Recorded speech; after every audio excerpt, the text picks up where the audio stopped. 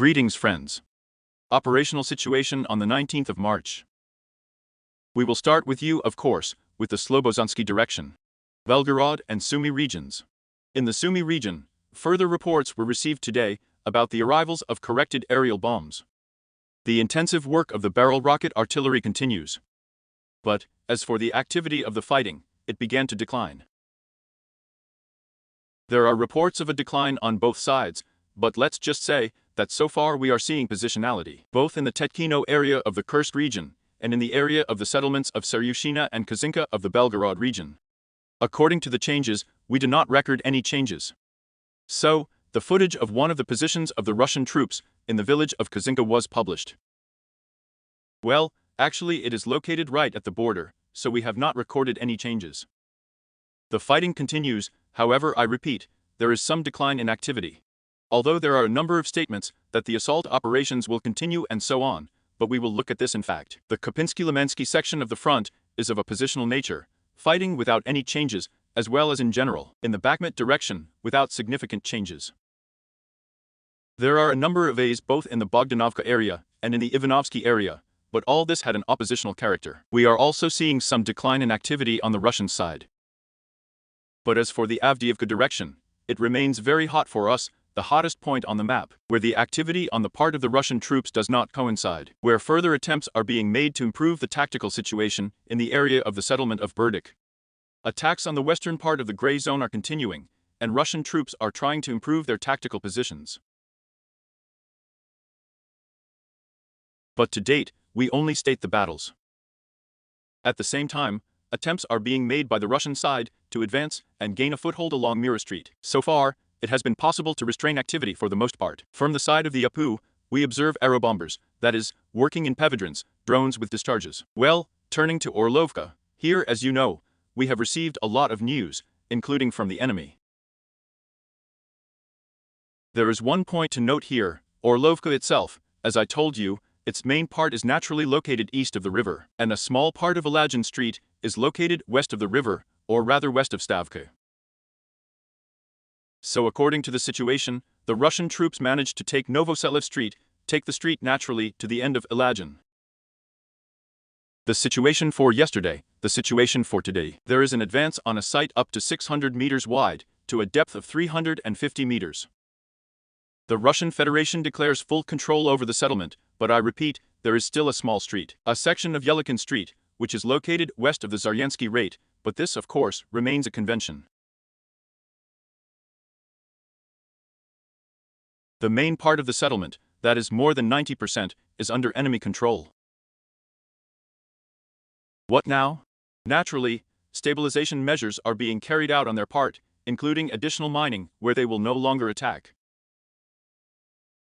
That is, to protect yourself from possible counterattacks. Well, of course, the transfer of additional forces in order to strengthen the assault actions now in the north direction from Orlovka, in order to reach the beam, respectively, then strengthen their position south of the settlement of Berdik, that is, the neighboring forest strip parallel to the front line, and accordingly, try to attack in the north direction, but with a wider coverage from the forest belt and the Berdiks themselves, from the intersection area in the western direction.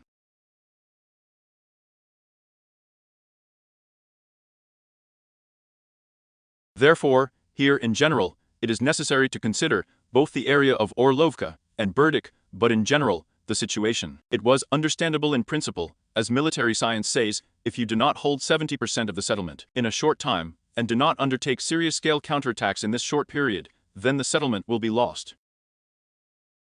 This is the only rule, since it passed a short time, and the average term was not in Marinka. Because it was there that we observed the long term. Therefore, we have seen fights that lasted actually 2 years in fact. Here, the situation is a little different, it is more complicated, and we have already talked with you about the topographic component. Well, actually now the main focus will shift to Berdik.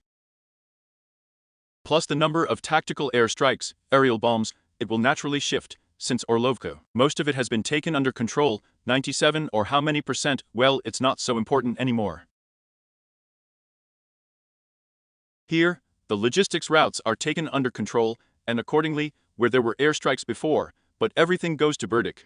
At the same time, there is an activation both in Thin, and in the area of Thin, there is a message that Russian troops are now increasing pressure. It really is. Against the background, of course, of Orlovka, of course against the background of the fact that there are a number of brigades that can now be used on the neighboring site, that is, south of Orlovka, on the Garden Partnership, and on the Thin itself. Therefore, heavy fighting is going on, and the enemy also uses tactical aviation here. Therefore, the situation remains quite difficult in this sector of the front. Moving on. May Day without any changes. There have been reports of fighting in Georgiivka, but so far we have not recorded any changes in this sector of the front.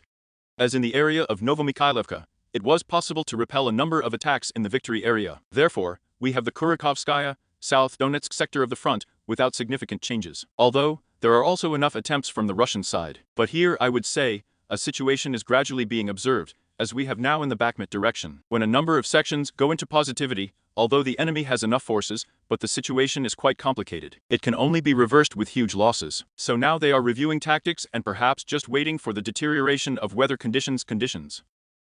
Because today it is clear, and accordingly, the number of attacks by Russian troops is decreasing due to the effectiveness of aerial reconnaissance. The Novoselkov direction is great. Let's move on to it. The last few days in general, we then spoke for the Ugledar direction for the last few weeks. Let's take the north of Shevchenko and the Veliko-Novoselkov direction west of Prietno. There have been changes. We have talked about the fact that there are attempts to the southeast of the Harvest village of Harvest. The Russian side has the best tactical positions. There are attacks, there is activity of the Durg, but there is also activity. We have a trap from Staromayorsky, and the footage was published. This means that at least the Russian side attacked with the support of one tank and one armored vehicle. An attempt was made to advance within the gray zone in the direction of the forest belt, that is, to the advanced positions of the AFU. It was possible to knock out and destroy both units of equipment, so we did not record changes. But we see that there is activity on this part of the front from the Russian side. That is, they are probing not only the shelter, there are attempts to find a gap in the defense of the AFU, but let's just say, the situation is quite stable in this sector of the front, although we recorded minimal changes in the western shelter. Speaking of the Veliko-Novoselkovsky direction. But in any case, we should expect the activation of Russian troops in this sector of the front in the near future. I would say it will be Novodonetskaya again. The positions near the Harvest, which are there, and accordingly, not only to the west, but also to the north of the shelter, will definitely try to activate Russian troops after a certain pause. We are moving to the Zaporozhye section of the front, the Orkhov direction, the work ledge. We have further clarifications, changes northwest of Verbovoy. We said on the evening broadcast the day before yesterday that it takes about 48 hours to see the more or less real picture that is happening here. There were several adjustments. Well, today we have another one northwest of Verbovoy, in the area of the intersection, on the site of 105 kilometers. The Russian troops managed to advance by about 500 up to 570 meters. If you look at a small area at such a distance, but still it is more than 1 kilometer, it is even more than in Orlovka promotion. Therefore, it is actually significant, let's say, taking into account how the APU here reflect attacks, and a lot of attacks. But here, of course, the number of attacks was very large from the Russian side, so we are recording such changes. But, at the same time, we further say that this is not the final situation, because assault operations are being carried out now from the Russian side, both northwest and west of Verbovo, both south and west of Rabatin. That is, further attempts are being made to break through, let's say conditionally now, the work and the Uespanovskaya beam on two sites. Therefore, the battles continue. In some places, they are periodically positional in nature. In some places we see serious assaults from the enemy. The rolls continue. This is the situation we have today on the front.